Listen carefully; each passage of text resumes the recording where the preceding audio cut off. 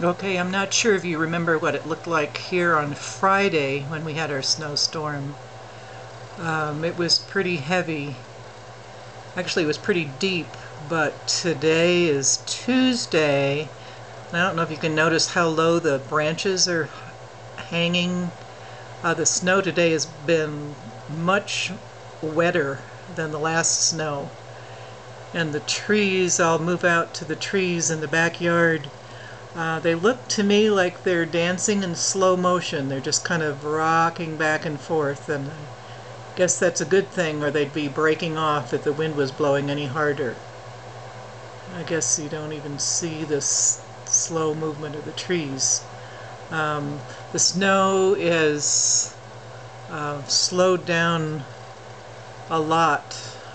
Since I got home from work, it was snowing about 3 or 4 inches an hour. And now it looks like it's clearing up a little bit.